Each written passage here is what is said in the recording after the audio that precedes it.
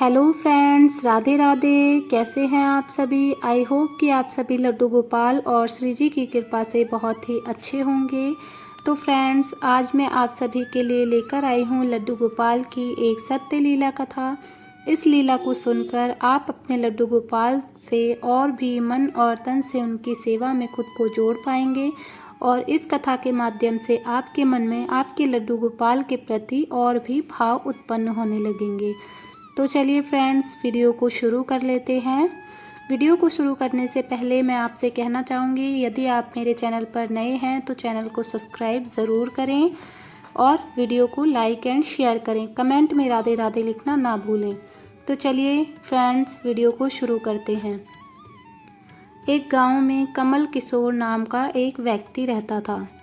कमल किशोर सोने और हीरो के जवाहरात बनाने और बेचने का काम करता था, जिसकी दुकान से बने हुए गहने दूर दूर तक मशहूर थे। लोग दूसरे शहर से भी कमल किशोर की दुकान से गहने लेने और बनवाने आते थे। चाहे हाथों के कंगन हो, चाहे गले का हार हो, चाहे कानों के कुंडल हो, उसमें हीरो और सोने की बहुत सुंदर मीनाकारी होती कि सब देखने वाले देखते ही रह जाते थे। इतना बड़ा कारोबार होने के बावजूद भी कमल किशोर बहुत ही शांत और सरल स्वभाव वाला व्यक्ति था। उसको इस माया का इतना रंग नहीं चढ़ा हुआ था। एक दिन उसका कोई मित्र उसकी दुकान पर आया, जो कि अपनी पत्नी सहित वृंदावन धाम होकर वापस आ रहा था। तो उस मित्र ने सोचा कि चलो थोड़ा सा प्रसाद अपने मित्र कमल किशोर को भी दे चलूं। उसकी दुकान पर जब वह पहुंचा, तब कमल किशोर एक गरीब, एक कारीगर, एक सोने और हीरे जड़ित बहुत सुंदर हार बनाकर कमल किशोर को देने के लिए आया था। कमल किशोर उस हार को देख ही रहा था कि उसका मित्र उसकी दुकान पर पहुंचा। कमल किशोर का मित्र अपने हाथ साथ वृंदावन से एक बहुत सुंदर लड्डू गोपाल, जिसका स्वरूप अत्यंत मनमोहक था, साथ में लेकर आया था। जब उसका मित्र दुकान पर बैठा तो उसकी गोद में लड्डू गोपाल जी विराजमान थे। कमल किशोर लड्डू गोपाल जी के मनमोहक रूप सौंदर्य को देखकर अत्यंत आनंदित हुआ। उसने अपने हाथ में पकड़ा हुआ हार उस लड्डू गोपाल के गले में पहना दिया और अपने मित्र को कहने लगा कि देखो तो सही, इस हार की शोभा लड्डू गोपाल के गले में पड़ने से कितनी बढ़ गई है। उसका मित्र और कमल किशोर आपस में बातें करने लगे। बातों बातों में ही उसका मित्र लड्डू गोपाल को हार सहित लेकर चला गया। दोनों को ही पता नहीं चला कि हार लड्डू गोपाल के गले में ही पड़ा रह गया है। कमल किशोर का मित्र अपनी पत्नी सहित एक टैक्सी में सवार होकर अपने घर को रवाना हो गया। जब वो टैक्सी से उतरे तो भूलवश लड्डू गोपाल जी उसी टैक्सी में रह गए।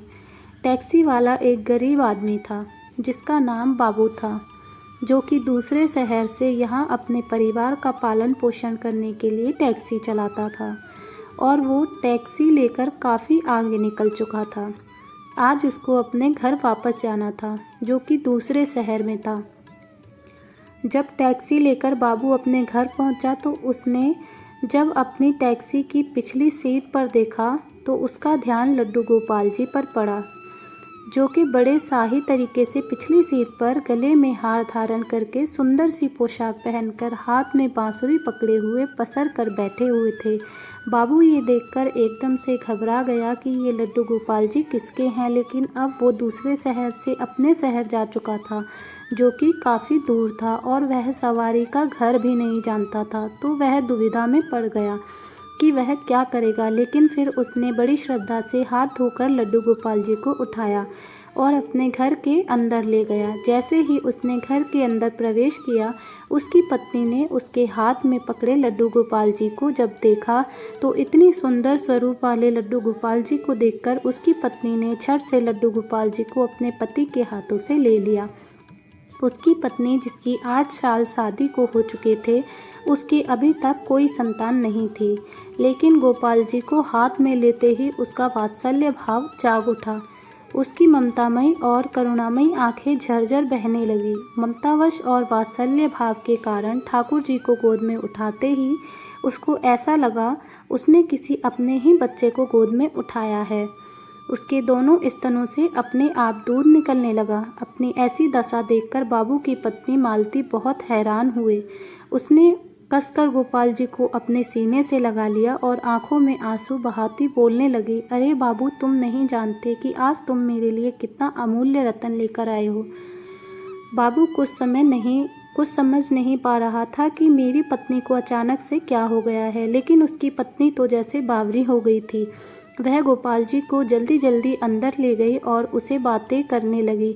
अरे लाला, इतनी दूर से आए हो, तुम्हें भूख लगी होगी। और उसने जल्दी जल्दी मधु और घी से बनी चूरी बनाकर और दूध गर्म करके ठाकुर जी को भोग लगाया। उधर कमल किशोर ने जब अपनी दुकान पर हार को ना देखा तो उसको याद आया कि हार तो ठाकुर जी के गले में ही रह गया। तो उसने अपने मित्र को संदेशा भेजा। तो मित्र ने आगे से जवाब दिया, अरे मित्र, वो माखन चोर और चितचोर हार सहित खुद ही चोरी हो गया है। मैं तो खुद इतना परेशान हूँ। कमल किशोर अब थोड़ा सा परेशान हो गया कि इतना कीमती हार ना जाने कहाँ चला गया। मुझे तो लाखों का नुकसान हो गया, लेकिन फिर भी अपने सरल स्वभाव के कारण उसने अपने मित्र को कुछ नहीं कहा।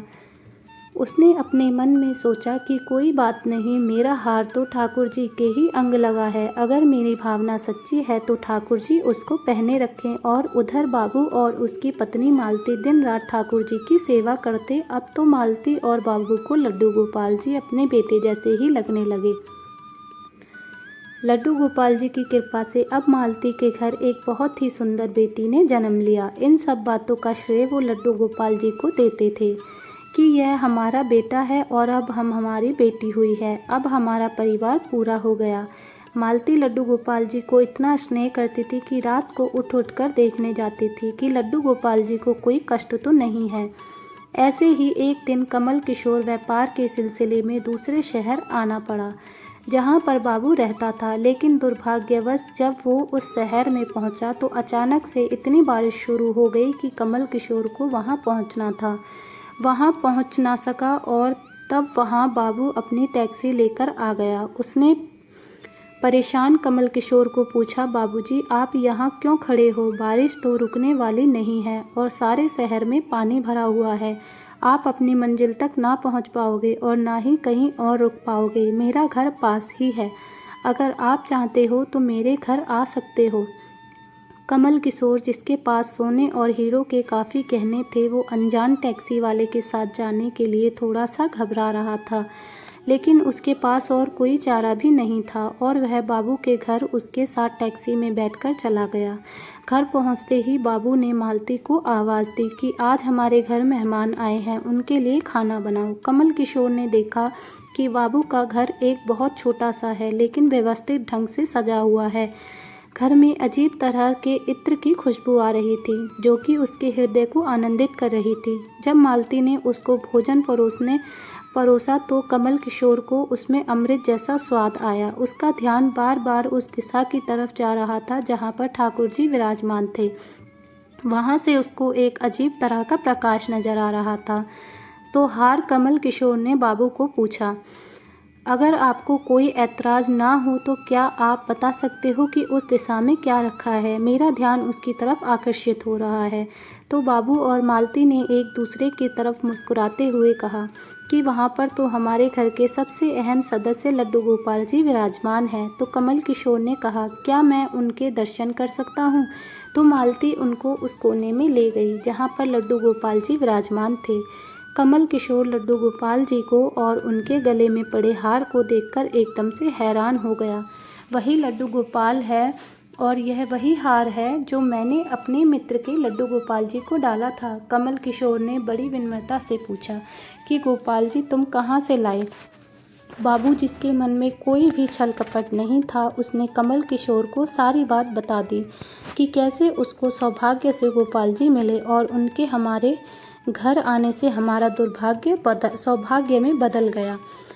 तो कमल किशोर ने कहा, क्या तुम जानते हो कि जो हार ठाकुर जी के गले में पड़ा है उसकी कीमत क्या है? तो बाबू और मालती ने बड़ी विनम्रता से कहा, हाथ जोड़कर कहा कि जो चीज़ हमारे लड्डू गोपाल जी के अंग लग गई है, हमें उसका मूल्य नहीं जानना चाहते और हमारे लाल के सामने किसी चीज़ की, किसी हार की कोई मोल नहीं है। तो कमल किशोर एकदम से चुप हो गया और उसने मन में सोचा कि चलो अच्छा है, मेरा हार ठाकुर जी ने अपने अंग लगाया हुआ है। अगले दिन जब वह चलने की तैयारी हुआ और बाबू उनको टैक्सी में लेकर उनके मंजिल तक पहुंचाने गया, जब कमल किशोर टैक्सी में से उतरा तो जाने लगा, तभी बाबू ने उसको आवाज़ लगाई कि ज़रा रुको, यह आपका कोई सामान टैक्सी में रह गया। लेकिन कमल किशोर ने कहा, मैंने तो वहाँ कुछ नहीं रखा। लेकिन बाबू ने कहा कि यह बैग तो आपका ही है।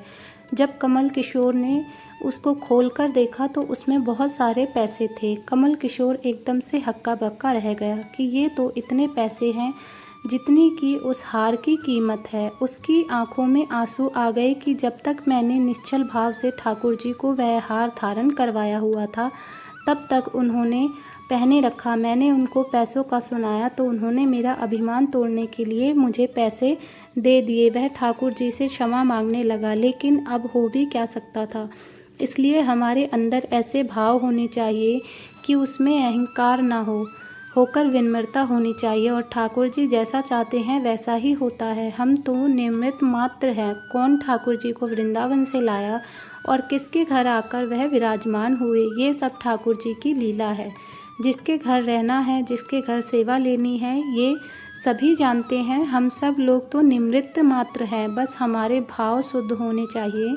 ठाकुर जी तो बड़े बड़े पकवान नहीं बल्कि भगवान से खिलाई छोटी चीज़ को भी ग्रहण कर लेते हैं। बोलो लड्डू